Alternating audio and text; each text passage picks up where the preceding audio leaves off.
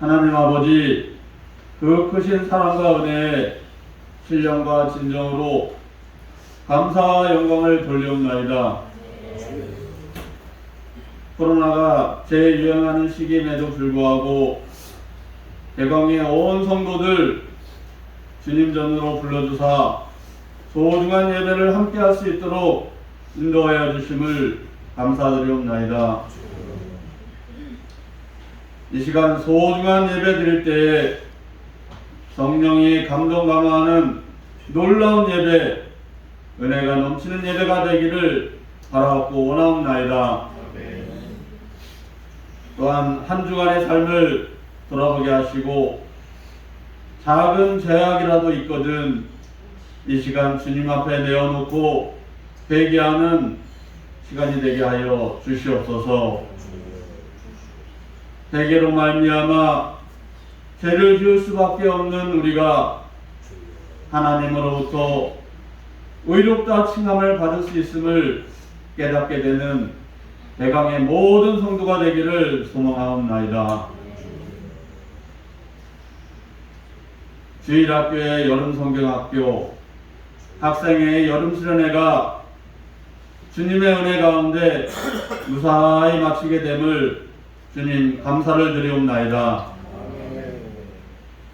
하나님의 돌보심과 전도사님의 부재 중에도 선생님들의 봉사와 희생을 통하여 어느 때보다도 풍성했던 행사를 진행하여 많은 어린 자녀들에게 복음의 씨앗을 심을 수 있도록 인도하여 주심을 진심으로 감사를 드리옵나이다. 행사를 진행하는 선생님들의 열정과 사랑을 보았습니다. 이러한 열정이 이 땅에 다시 타오르기를 소망합니다. 다시금 복음의 불길이 이 땅에 타오르기를 소망합니다. 하나님, 우리에게 다시 복음의 희망을 주시옵소서, 열정을 주시옵소서.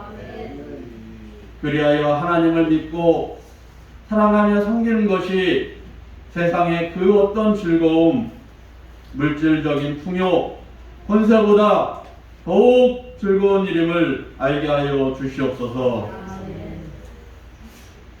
우리 모두가 주님의 일을 무엇보다 귀히 여기며 사랑과 봉사를 아끼지 아니하는 주님의 거룩한 자녀가 되게 하여 주시옵소서.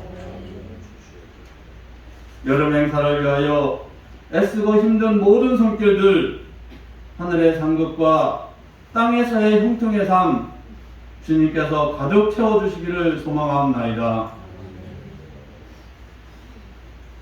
대광의 모든 지체가 다시 살아서 움직이기를 소망합니다. 무엇보다 말씀과 기도로 무장을 하길 바랍니다. 말씀이 없는 믿음은 공허한 믿음이 될 수 있습니다. 기도하지 않는 믿음은 믿음이 아닐 수 있습니다. 말씀과 기도만이 우리 믿음의 나약함에서 이길 수 있는 힘임을 결코 잊지 아니하는 우리가 되게 하여 주시옵소서. 세상의 기쁨을 위하여 주님 버리지 않게 하여 주시옵소서. 세상의 모든 것을 얽고 주님을 잃는 것만큼 어리석음이 없음을 깨닫게 하여 주시옵소서. 우리가 주님의 손을 부여잡고 있을 때에 우리는 참 기쁨과 세상의 복을 얻을 수 있음을 주여 기억하게 하여 주시옵소서. 어린 시절 노예로 팔려온 요셉을 생각하게 하여 주시옵소서. 그는 배운 것도 없습니다. 노예였습니다. 죄수였습니다. 그러나 하나님을 향한 진실한 믿음을 통하여 당시 세계를 지배하는 총리가 되었음을 잊지 않게 하여 주시옵소서. 하나님은 지혜의 근본이시며 모든 기름 화복을 주관하심을 잠시도 잊지 아니하는 고개 숙인 모든 이들이 되길 바라고 원하나이다. 이제 목사님으로부터 귀한 말씀 전해받을 때에 전하는 자나 받는 자나 모두 성령에 감화되는 놀라운 은혜의 시간이 되게 하여 주시옵소서. 영의 양식 흡족히 받아 강한 믿음의 군사 복음의 전사 되게 하여 주시옵소서. 이 예배를 준비하고 애쓴 모든 이들에게 하나님의 은혜가 함께하며 말씀을 전하는 사자 목사님께 하나님의 지혜가 온전히 임하기를 바라고 소망하며 감사하며 사랑 많으신 주 예수 그리스도의 이름으로 기도드리옵나이다. 아멘.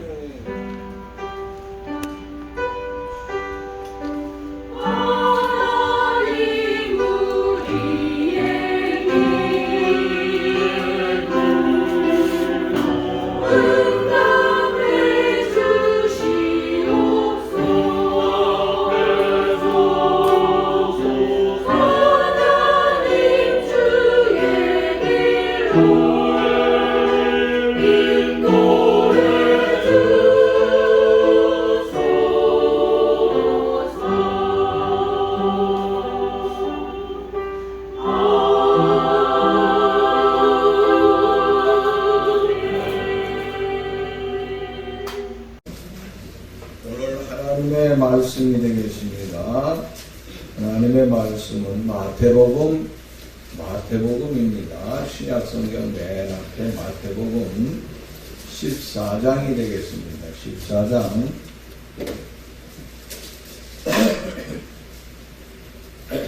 14장 마지막 부분의 말씀입니다.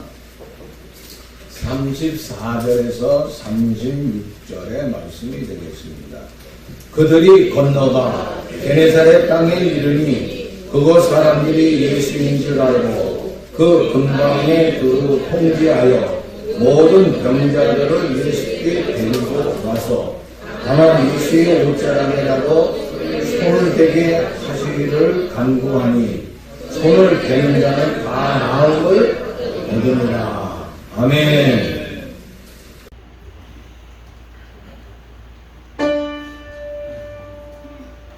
그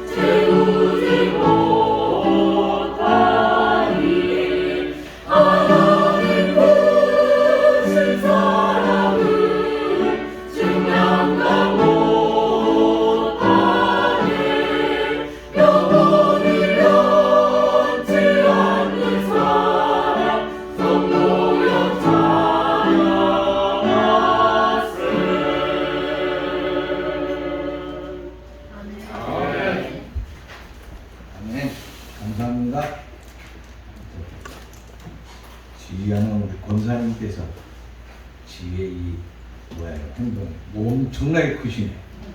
어이. 김 장로님, 우리 김동천 장로님은 지금 베트남 가서 일을 하고 계십니다. 한 달 반 정도 계실 것 같은데, 지금 예배 드리십니까? 예배 드리고 계십니다. 감사합니다. 장로님 여기서 이렇게 함께 만나니, 야, 화상으로 전 세계에 함께 예배할 수 있다고 하는 게 얼마나 감사한지 모르겠어요. 자, 우리가 말씀을 한번 생각해 보겠습니다. 이제 아직 감기가 똑 떨어져야 되는데 이게 자꾸 목에서 그냥 간질간질하고 막 떨어진다는. 자, 본문의 이 말씀은 마가복음에도 똑같은 내용이 나와 있어요. 이 사복음들에 서로 비슷한 것들이 많이 나와 있거든요. 마가복음 6장에 보면은 53절 말씀부터 56절 말씀 보면은 역시 마찬가지입니다. 예수님께서 게네사렛 동네를 방문하시게 되고 거기서 병든 사람들이 다 나오게 되는데 막 그냥 여기저기서 이런 병 저런 병 모든 병들이 다 나와요. 그래서 그들이 예수님을 통하여서 완전히 고침을 받았다고 하는 것을 우리가 보게 됩니다. 게네사렛이라고 하는 동네에 오기 전에 예수님께서는 그 베스다 광야에서 수많은 사람들에게 말씀을 전했어요. 그때 저녁이 되어서 배가 고파 힘들어할 적에 빌립이 뭐라고 얘기하냐면 저들을 갖다가 여기서 다 내보내서 저들을 먹이게 한다고 하는 것이 얼마나 힘든지 모릅니다. 200데나리온이 된다 할지라도 모자르겠다 하는 거예요. 그러니까 엄청나게 돈이 많이 있는데 이거 어떻게 하면 좋습니까?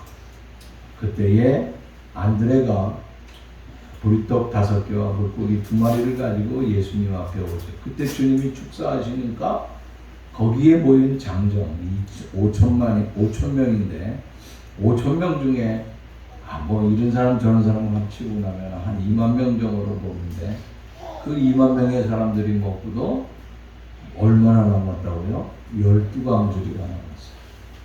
그리고 배를 타고 어떻게 합니까? 갈릴리 호숫가에서 배를 타고서 이제 그가 떠나오게 됩니다. 그리고 그 배를 타고 올 적에 한적한 곳에 주님이 기도하러 가셨는데 제자들이 배를 타고 가다가 배가 풍랑을 만나게 되죠. 그 풍랑 속에서 어떻게 됩니까? 그들이 위기 속에 있을 적에 주님을 만나게 되고 그 주님을 통하여서 호수가 잔잔해지고 배가 잔잔해지고 그 기적이 일어난 이후의 사건이 오늘 본문의 사건이에요. 게네사렛이라고 하는 동네는 그 후에 그곳에 왔다고 하는 것이에요. 그러니까 이것은 뭐 지리적으로 얘기한다고 하면은 가버나움이나 디베랴 그 중간 정도에 있는 지역이 게네사렛이라고 하는 동네인데 이 게네사렛을 예수님께서 처음 가셨어요. 그 전에도 가셨던 게 아니라 처음 가셨는데 처음 갔는데 이미 그 전에 무슨 일이 있어요? 무슨 일이 있었어요? 그 전에 제가 지금 쭉 얘기했잖아요. 그 앞에 미리. 네? 500년의 기적의 역사가 있고 막 그러면 그 먹는 것만 문제겠어요? 거기서 병자도 치료하고 또 예수님을 통하여서 풍랑 속에서 기적의 역사를 맛보게 되고 놀라운 기적들이 막 일어났다고 하는 소문이 이미 쫙 퍼졌던 데예요. 그런 가운데 게네사렛에 도착을 하니까 사람들이 뭐라고 그래요? 야! 저분이 예수님이야? 저분이? 하면서 놀라지 않았겠어요. 그래서 수많은 사람들이 예수님께 모여들었다고 하는 거예요. 그것이 오늘 본문의 내용이라고 하는 것입니다. 자, 그러면 오늘 이 본문을 통하여서 우리에게 주고자 하는 말씀이 무엇일까 하는 것들을 한번 생각해 보겠습니다. 첫째는 우리가 35절의 말씀을 봅시다. 시작. 처음에 한 면만 앞에 것만 보겠습니다. 그곳 사람들이 예수인 줄 알고 하고 말씀하고 있어요. 그곳 사람들이 누군 줄 알았다고요? 예수인 줄 알고 그랬어요. 예수인 줄 알고 그랬다고 하는 이 말씀은 그냥 게네사렛 동네의 사람들이 예수인 줄 알았다 하는 이 말씀을 우리가 한번 생각해 보고자 하는 거예요. 예수인 줄 알았다 그러는데 그 예수가 누구인 줄 알았겠느냐 하는 것이에요. 그 앞에 제가 아까 설명을 했죠. 놀라운 기적의 역사를 행하는. 그러니까 예수님의 존재라든지 예수님이 어떤 사역을 행하였다고 하는 것을 그들이 소문을 통하여서 알고 있었다고 하는. 그래서 자기 동네에 왔을 적에 이제 놀라운 역사가 일어나게 된다고 하는 것을 그들도 역시 믿고 있었다고 하는 것을 우리가 여기서 알 수 있어요. 자, 우리가 예수님을 어떻게 알고 있느냐는 거예요. 자, 14장 봤는데 우리 16장을 한번 넘겨봅시다. 16장에 가서 보면은 제자들에게 예수님께서 물어보는 사건이 나오고 있어요. 16장 13절 말씀 보니까 뭐라고 그랬냐면 예수께서 빌립보 가이사랴 지방에 이르러 제자들에게 물어 이르되 사람이 인자를 누구라 하느냐 하고 묻지요. 인자를 누구라 하느냐 물으니까 뭐라 그래요? 더러는 세례요한, 더러는 예레미야 선지자 중에 하나이다. 자, 사람들이 세례요한이다, 엘리야다, 예레미야다, 선지자다 이렇게 얘기하고 있다고 하는 거예요. 그런데 그때 예수님이 뭐라고 그래요? 너희는 나를 누구라 하느냐 하고 물어보죠. 그때 시몬 베드로가 뭐라 그래요? 주는 그리스도시여 살아계신 하나님의 아들이라 하고 말씀하고 있어요. 여러분, 이 고백이 얼마나 놀라운지. 우리가 예수님을 안다고 하는 건 이건 참으로 놀라운 것이에요.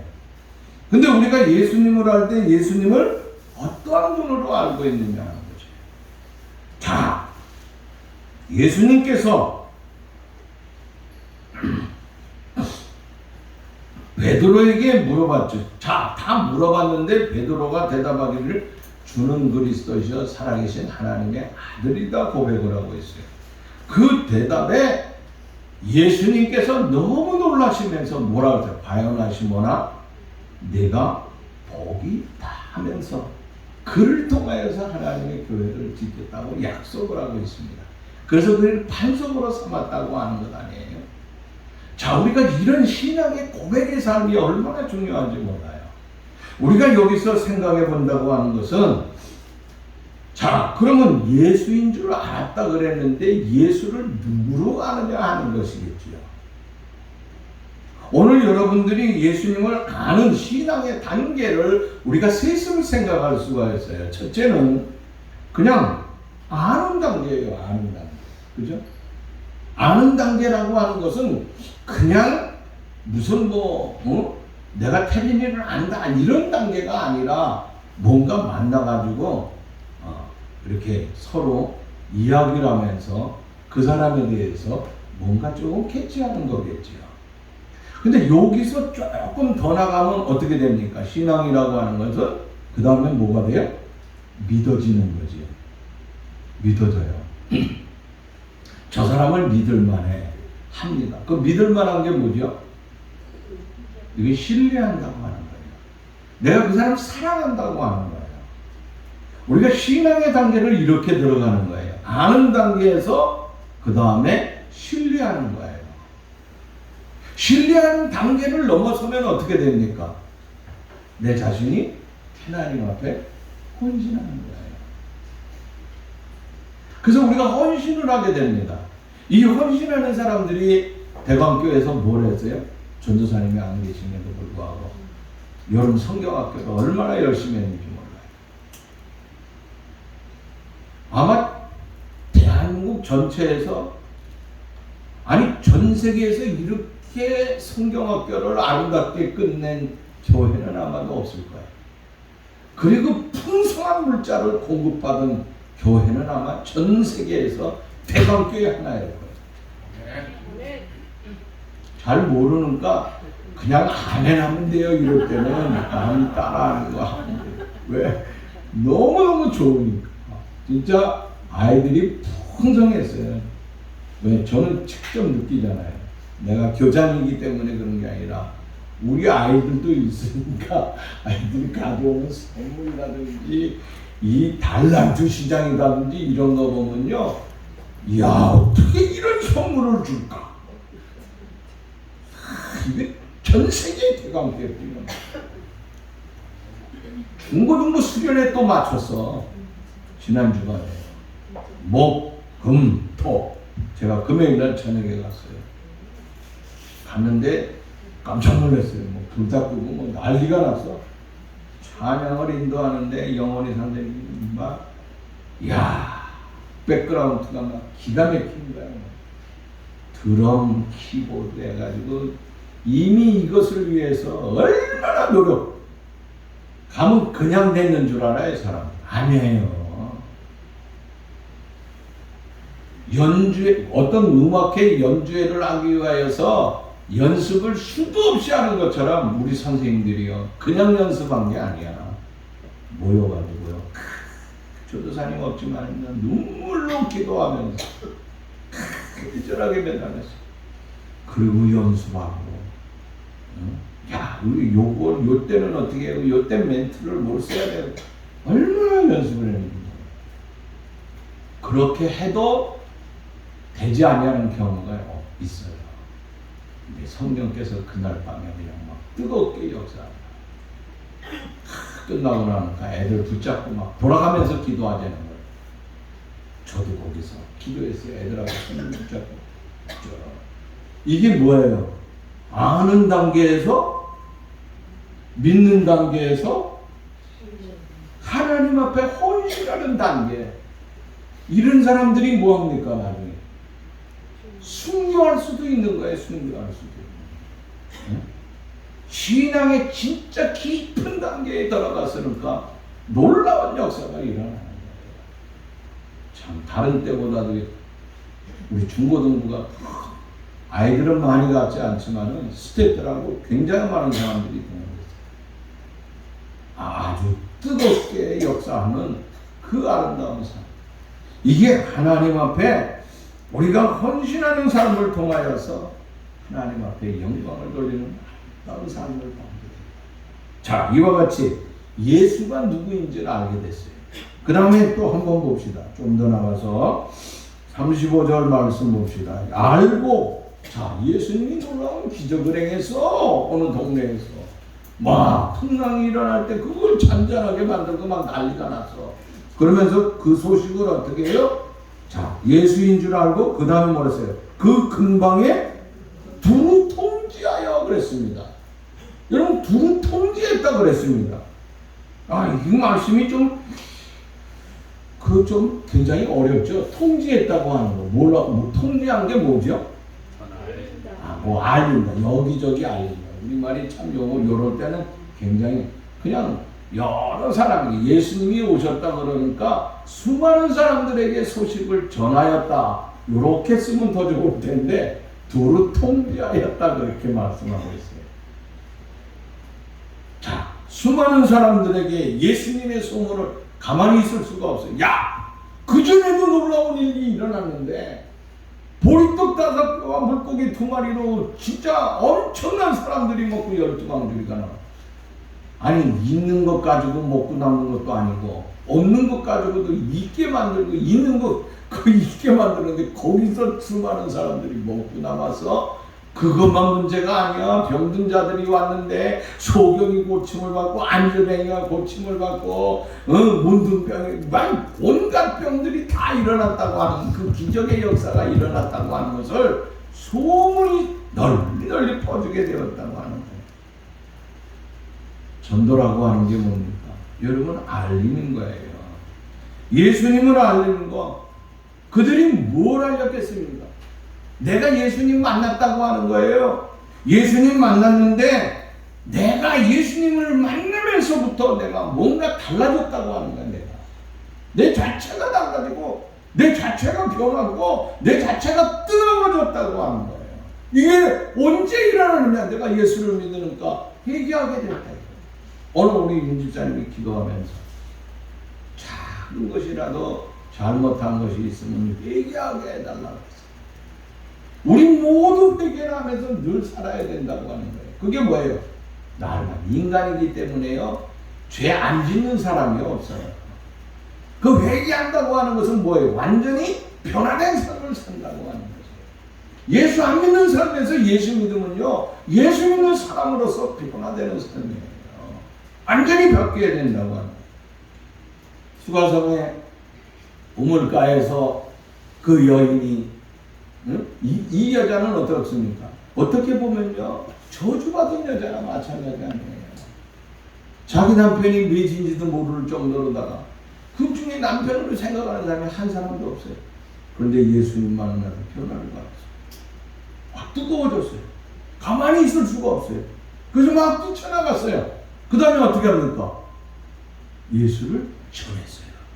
내가 예수님 만났는데 세상에 내 삶이 변해버렸어. 내 삶이. 예수님 만나니까 다르다고 하는 것이에요. 그것을 전해였다고 하는 것이에요. 그래서 막 뛰쳐나가가지고 전하는데 요한복음 4장 39절 말씀 보니까 그녀의 말을 듣고 동네 사람들이 예수님에게 몰려왔어요. 예수님에게 몰려왔어요. 그 다음에 놀라운 역사가 일어난 거예요. 그 다음에 일어난 게 뭐냐면은 요한복음 4장 한번 볼까? 그냥 나 혼자 그냥 보는 거구나. 요한복음 4장에 가서 요한복음 4장 이 여자가 이제 막 말씀을 전하게 되는 거예요. 39절 말씀은 여자의 말이 내가 행한 모든 것을 내가 네게 말하였다 증언함으로 동네 중에 많은 사마리아인이 예수를 믿으리라 하고 말씀하고 있는데 그 다음에 41절 말씀 보면은 예수의 말씀으로 말미암아 믿는 자가 많아졌다 그랬어. 42절 말씀 보니까 그 여자에게 말하되 이제 우리가 믿는 것을 내 말로 인함이 아니라 이는 우리가 친히 듣고 그가 참으로 세상의 구주인 줄 아니라 하였더라 하고 말씀하고. 자, 예수님을 알게 된 것이 누구 덕분이에요? 사마리아 그 여자, 그 수가성 여자, 이 여자 덕분이 아니라고 하는 것이에요. 누구 때문에? 예수님께서 증거하는 말씀을 듣고 내가 전합니다. 오늘 여러분들이 예수 그리스도를 전하잖아요. 그런데 예수님을 전함으로 말미암아 그들이 대강교에 나와서 예수를 믿게 될 적에 여러분들을 통하여서 놀라운 그 예수님의 소식이 증거되는 것이 아니라 거기에 뭐요? 성령께서 역사하셔서 성령이 그 사람 가운데 깊이 들어갔다고 하는 것을 여기 말씀하고 있는 것이에요. 그래서 예수가 누구인 줄 알게 되었다고 하는 것입니다. 그러므로 우리가 해야 될 일은 뭡니까? 그냥 예수만 전하면 되는 거예요. 여기다가 데려다 놓으면 되는 거예요, 여러분. 우리가 예수 믿는 사람들 다 데려다 놓으면 믿지 아니하는 사람들을 설득해서 여기다 데려놓게 되면은 누가 인도하느냐? 하나님께서 함께 하셔주시는 거예요. 지금은 이 시대에 성령께서 역사하셔서 그 심령을 변화시킨다고 하는 것이에요. 그래서 사도행전 16장 31절 말씀 보니까 주 예수를 믿으라. 그리하면 너와 내 집이 구원을 얻는다고 하는 놀라운 역사가 일어난다고 하는 거예요. 전도자가 알리는 것은요, 예수만 알리는 것이 아니에요. 요즘은 뭐로 알려줘요? 우리 교회 멋진 교회야 하고 알려주는 거예요. 그래서 사람들이 교회를 어떻게 돼요? 멋있는 아름다운 외적인 교회를 짓잖아요. 그 왜 그래요? 우리 교회 오면은 얼마나 편리한지 몰라. 우리 교회 오면 뭐가 잘 돼 있어. 근데 거기 진짜 있어야 될 것이 없는 것들이 많이 있잖아요. 우리도 마찬가지예요. 우리가 주의 예수님을 전하면서 거기다가 어떻게 해야 됩니까? 교회를 알려야 된다고 하는 것입니다. 교회를 알릴 수 있는 것, 우리가 교회를 다르게 대할 수 있는 그런 삶이 있을 적에 교회를 다르게 알릴 수 있다고 하는 거예요. 교회라고 하는 것은 첫째는 귀중하다고 하는 거예요. 여러분, 교회라고 하는 것이 왜 귀중합니까? 교회라고 하는 것이요, 뭐 많은 사람들이 돈을 들여가지고 멋있게 졌기 때문에 그 귀중한 겁니까? 아니잖아요. 이 교회라고 하는 것은 예수님께서 피로 값주고 사셨다고 하는 거예요. 그러기 때문에 귀하다고 하는 거예요. 교회는 누구의 몸이에요? 그리스도의 몸이에요. 여기 여러분, 사랑의 교회만 예수님의 몸이 아니에요. 오늘 대건교회가 진정으로 예수 그리스도의 몸이라고 하는 것을 믿으시기 바랍니다. 그럼 우리가 이제 그리스도 안에서의 몸이라고 하면은 모두 하나의 그 가운데 나는 뭡니까? 지체라고 하는 거예요. 그렇기 때문에 교회라고 하는 것이 우리가 서로 사랑하면서 그 몸을 사랑하고 섬기는 아름다운 삶을 살아야 된다고 하는 것이에요. 그리고 그 지체를 떠나가면 어떻게 돼요? 네? 떠나가면 포도나무 가지가 포도나무에 매달려 있지 않냐고 그 가지 지체가 떨어지면 어떻게 돼요? 말라 죽는 거예요. 지금 코로나를 통하여서 2년, 3년 동안 이 떨어진 가지들이 얼마나 많은지 몰라요. 교회에 붙어 있어야 되는데 교회에 붙어 있는 게 아니에요. 떨어져 있어요. 왜 그렇습니까? 그냥 방송으로 보라 이거예요. 그 방송으로 이렇게 보다가 보니까 비대면 예배를 통하여서 처음에는 들이다가 점점 이 가지가 식어졌어요. 가지들이 많이 떨어졌다고 합니다. 제가 지난번에도 얘기했지만 우리 합동 측에도 15,000교회에서 12,000교회가 되었다고 하는 거 뭡니까? 가지가 부러지고 떨어졌다고 하는 거죠. 참 안타까운데. 너무너무 안타까워. 그리고 우리는 어떻게 되냐? 교회에 대해서 이 교회를 귀중하게 여기면서 교회의 모든 삶에 복종하는, 순종하는 아름다운 삶이 필요해요. 저와 여러분들이 그리스도 안에서 주 안에서 순종하는 아름다운 삶. 교회라고 하는 것이요. 순종의 삶이 굉장히 필요합니다. 저와 여러분들은 하나님 앞에 순종하는 아름다운 삶. 교회에서 배워야 될 것은 가장 중요한 게 뭐냐면 순종하기 위해서 가장 중요한 건요. 살면서 뭐가 중요하죠? 겸손해요.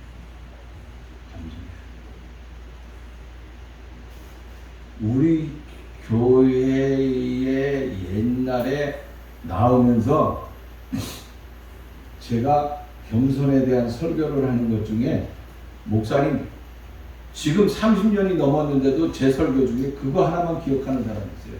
저를 만나는 응? 목사님이 겸손에 대한 말씀을 하는데 무슨 말씀을 했냐면 겸손이 어렵다. 겸손이 얼마나 어려웠으면 뭐까지 기억하냐면 그 사람이 그래요. 목사님이 조용남이 얘기했잖아요.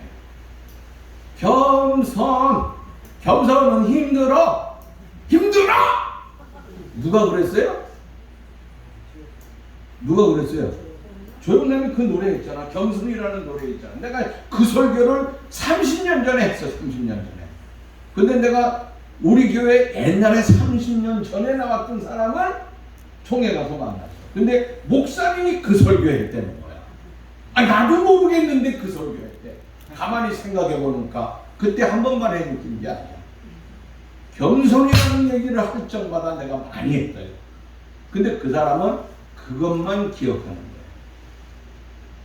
어떤 신학자는요, 겸손은 성전의 계단과 같다고 그랬어요. 성전의 계단과 같다고 하는 그 사람의 표현은 뭐냐면 성전 계단에서 내려가면은 자기를 낮춰야 된다. 낮아져야 된다. 그리고 성전에서 쭉 계단에서 올라가면 누굴 바라봐? 주님 바라보고 주님만 높여야 된다고 합니다. 야, 그 말에 일리가 있다 하는 생각이 듭니다. 그렇습니다. 여러분, 진정한 그리스도 안에서 겸손한 삶이라고 하는 건요, 성전에서 내려가면서 자기 자신을 낮춰야 되는 거예요. 우리가 예배드리고 돌아가면서요, 겸손한 삶으로 돌아가야 됩니다. 교회 오면 어떻게 됩니까? 아니면 내 신앙의 삶 속에서 진짜 높여야 될 사람은 누구예요? 오직 주님의 주님만 높여야 돼요. 근데 누가 높아지려고 그래요? 내가 목사인데, 이놈들 봐라, 내가 목사인데, 이것들 봐라, 내가 장로인데, 내가 권사인데, 이 교회 내가 교회 철야를 하고 얼마나 많이 했는 줄 알아? 이것들 내 말 안 들어? 응? 내가 기도하는가 뭐가 봤어. 그리고 나한테 전화 오는 거야. 봤다. 응? 봤다는 거야. 목사님 그렇게 해라는 거야. 그런 사람들 다 떠났어. 내가 똑바로 그 본고를 내가 깨닫지 못하니까 떠나버렸어. 아유, 별난 사람 다 있어요. 응? 이게 뭐냐? 내가 낮아져야 되는데 내가 높아진 거야. 내가. 우린 낮아져야 돼. 내려가면 낮아져야 돼. 성전에 올라오면 오직 주님 내 생활 속에서 성전의 아름다운 계단과 같은 이런 겸손한 삶이 있어야 되지 않겠습니까? 여러분, 혹시 여러분 살면서 어디 들어가다 꽝 부딪혀 본 적 있습니까? 응? 부딪혀 본 적 없어요? 이때는 사람들은 남보다 사이즈가 큰 사람들이에요. 사이즈 작은 사람들은 잘 안 부딪힌다. 그래야 안 그래, 장로님? 안 장로님? 안 부딪혀봤죠? 안 부딪혀봤어. 이 사이즈가 큰 사람들 들어가다 푹 부딪혀서. 옛날에 내가 누군지는 알 수 없는데 어떤 책에서 그런 걸 봤어요. 미국의 그 굉장한 정치학자예요. 정치가 유명한 사람인데 이름 모르겠어요. 같이 어디를 가다가 상대방이 부딪힌 거예요. 이게 부딪혀가지고 또 놀래가지고 이게 자빠지잖아요. 그때 뒤에서 하는 말이 있습니다. 평생 살면서 지금 부딪힌 그걸 생각하면서 낮아지는 삶을 살면 내 살아가는 삶 속에서 너를 평탄하게 할 거야. 야, 같이 사고 났는데 고마를 하면서 평생 겸손하게 머리 숙여 살라 이거잖아. 평생 머리 숙여 살면요, 우리 삶이 평탄할 수가 있어요. 근데 우리가 부딪히고 나서도 어떻게 해? 조금 더 들어가지고 내 잘났다 하다가 또 부딪혀가지고 또 사고 나는 거예요. 응? 그러니까 야, 그거 참 멋있는 것 같아요. 우리가 하나님 앞에 하나님의 몸된 교회에서 늘 겸손하고 주님 앞에 겸손하고 그런 아름다운 삶의 역사가 있어야 되겠다고 하는 것입니다. 자, 세 번째는 좀 더 봅시다. 자, 그 다음에 35절 말씀 봅시다. 두루 통지를 했다. 많은 사람들에게 대해서 데리고 왔어요. 그리고 그 다음에 통지하여 많은 사람들에게 알렸죠. 그 다음에 모든 병든 자를 예수께 데리고 왔다 그랬습니다. 알릴 뿐만 아니라 데리고 왔다. 이 말씀은 무슨 말씀입니까? 그냥 알리는 정도로 끝나는 것이 아니에요. 서비스를 어느 정도요? 내가 모시고 왔다 이거예요. 굉장히 이 게네사렛 사람들은 열정적이고 어떻게 보면요, 온갖 정성을 다했다고 하는 것을 볼 수 있어요. 마지막까지 생명의 서비스를 했다고 하는 것이에요.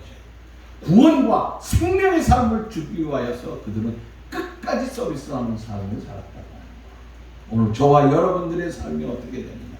주님 앞에 그들을 모시고 오되 끝까지 진정으로 우리가 함께 할 수 있는 그런 아름다운 삶.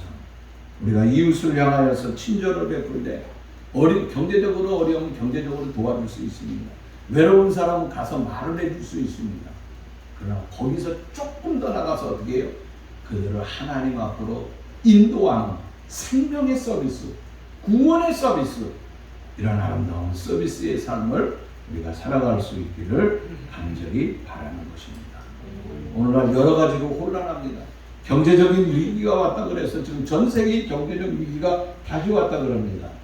대통령이 두 달뿐이 안 됐는데 뭐 인기가 떨어졌다 올라갔다 뭐 그런 방송이 계속 나오고 있습니다. 거기에 연연하지 않겠다고 하고 있습니다. 왜 그렇습니까? 경제적 위기가 왔어요. 근데 경제적 위기만 온 겁니까? 아니잖아요. 영적 혼란의 세계가 왔어요. 아베가 왜 죽었어요? 아베가 죽은 건요, 돈 때문에 죽은 게 아니에요. 영적 혼란이에요, 영적 혼란. 그 영적 혼란의 대표적인 사람이 누구예요, 지금? 그 이단 사이비 종교에 흔들리는 사람? 네? 문선명이잖아, 문선명. 난 통일교 없어졌는 줄 알았어요. 근데 통일교가 더 일어났대요. 저기 누구 아벨을 죽인 사람이 누구죠? 범인이 자기 부모가 전 재산을 다 뺏겠다는 거예요. 그 뺏긴 거지 그게 무슨 득인 거예요?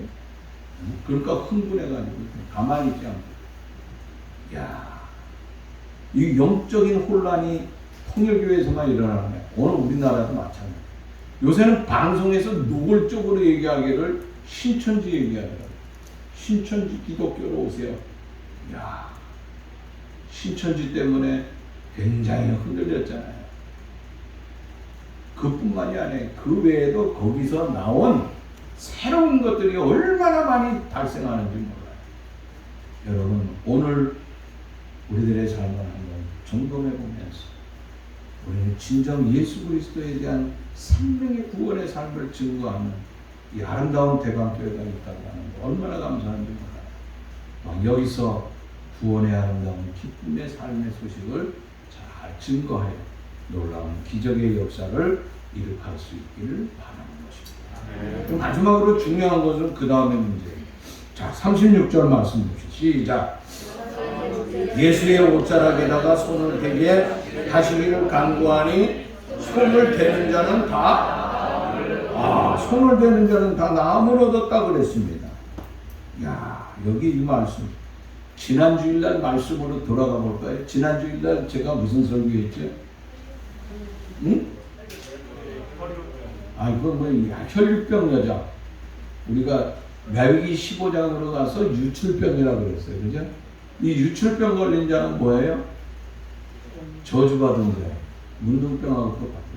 앞에 오면 안 돼요. 그 여자가 침을 뱉으면요, 그 여자가 말을 하는데 말을 섞었다든지 하면 그 사람은 아주 부정한 사람이고, 그 부정한 것을 위해서 씻어야 되고 제사도 드려야 돼. 용서받기 위해서. 그래서 이건 가까이 할 수 없는 여자예요. 그런데 그 여자가 어떻게 가까이 와서 예수님의 옷자락을 잡았다고 하는 것은 예수님을 부정한 사람으로 만들어버린다는 거잖아요. 근데 그 여자가 어떻게 해요? 그 여자가 예수님의 옷자락을 만졌을 때 놀라운 역사가 일어났잖아요. 여러분, 여기 오늘 말씀을 보세요. 예수님의 옷자락을 손에 대기를 간구하니 손을 대는 자는 다 나음을 얻었다 하고 그랬어요. 손을 대는 자가 다 나음을 얻었다 그랬어요. 한 사람만 말씀하고 있는 것이 아니에요. 어떤 한 종류의 질병만 얘기하고 있는 것은 아니라고 합니다. 모든 환자들이 자기가 가지고 있는 모든 애아픈 그 영적으로 병들어 있는 거, 육적으로 병들어 있는 거, 그 모든 것을 주님의 그 옷자락, 주님 앞에 손을 댔다고 하는 것을, 이건 놀라운 역사라고 하는 것입니다. 여러분, 요새는 무슨 시대입니까? 비대면 시대가 됐어요. 다시 비대면으로 돌아갈 것 같은 게 없습니다. 다시 못 나오게 할 수도 있을지 모르겠어요. 여러분, 비대면이라고 하는 거, 우리가 지금 비대면을, 이게 좋은 면도 있죠. 제가 지금 김종철 장로님이 여기 들어와서 지금 예배를 드린다고 합니다. 같이 이렇게 만날 수 있습니다. 얼마나 한 주간에 또 이렇게 아름다운 삶을 함께 교통하니 감사하죠. 그러나 이것도 좋지만은 우리가 나와서 대면 예배를 통하여서 무엇을 느끼게 됩니까? 인격과 인격이 만나게 되는 거예요. 손에 손을 잡고 서로 함께 눈빛을 보면서 함께 숨소리를 교통하면서 우리가 하나님 앞에 함께 예배하는 예배예요. 이게 인격적인, 이게 진짜 대면적인 예배라고 합니다. 이때 어떻게 돼요? 놀라운 기적의 역사. 나와야지 될 수 있지. 나와야지. 나오지 않는데 어디다 되겠느냐 하는 것이에요. 그래서 이것을 되지 않으니까 많은 사람들이 가지가 떨어져 나갔더라. 너무너무 안타까운 사건입니다. 사랑하는 여러분들, 우리는 떨어져 나간 가지를 다시 한번 새롭게 붙여야 되지 않겠어요? 새로운 가지가 나야 되지 않겠느냐. 오늘 사랑하는 우리 대강교회 모든 성도들이 이제 다시 한번 힘을 합칩시다. 그래서 우리가 모두 데리고 나와서 모두 이곳에 나와서 어떻게 손을 대는 자마다 다 나음을 얻는, 그래서 주님 앞에 나와서 주님과 함께하는 삶을 통하여서 아름다운 역사가 일어난다는 것이죠. 예수님께서 어느 날 앞을 보지, 어렸을 때 태어나면서부터 앞을 보지 못하는 사람에게 예수님이 땅에 침을 뱉으면서 진흙을 비벼가지고 눈에다 바른 다음에 실로암 목가에 가서 닦으라 그랬어요. 그랬을 적에 그것을 믿고 실로암 목가에 가서 닦았더니 어떻게 되었다고? 이에 가서 씻으니 눈이 밝아진지라 그랬어요. 눈이 밝아졌다 그랬어요. 이게 뭡니까? 믿음으로 아름다운 역사가 일어났잖아요. 마찬가지입니다. 여러분, 오늘 우리에게 할 수 있거든요. 무슨 말인지 겠습니까? 믿는 자에게는 눈치 못하는 일이 없습니다. 그래서 귀신 들린 자기의 자녀를 갖다가 아버지가 애걸하게 매달리면서 그 나음을 얻을 적에 믿는 자에게 능치 못하는 일이 없으리라고 예수님 말씀할 때에 뭐라, 내 믿음 없는 것을 도와주세요 하면서 주님 앞에 간구를 하고 있어요. 오늘 우리가 이 시대를 살아가면서 내 문제가 오늘 무엇이겠느냐 한번 생각해 봅시다. 그리고 내 자신을 한번 점검해 보면서 내가 가지고 있는 문제를 통하여서 고민할 것이 아니라 우리의 문제가 있을 적에 이 문제를 어떻게 해결해야 되는지, 이 사람들은 주님 앞에 나와서 모든 것을 해결했어요. 오늘 우리가 문제 없는 사람 하나도 없어요. 문제를 대하는 태도, 그것은 주님 앞에 나와서 주님을 만지고 주님을 만나고 주님을 통하여서 성령의 치유함을 통하여서 놀라운 은혜와 축복의 역사를 우리가 함께 맛보면서 주 안에서 승리할 수 있는 복된 우리 대광의 식구들이 될 수 있기를 간절히 바랍니다. 하나님 아버지 감사합니다. 부족하고 연약한 저희들 하나님 사랑하여 주시고 하나님의 사랑과 하나님의 은총과 하나님의 축복 속에 우리를 지켜주심을 감사함을 드립니다. 게네사렛 땅에 예수께서 가실 적에 많은 사람들이 몰려들었습니다. 멀쩡한 사람들은 없고 거의 병든 자들이 모였습니다.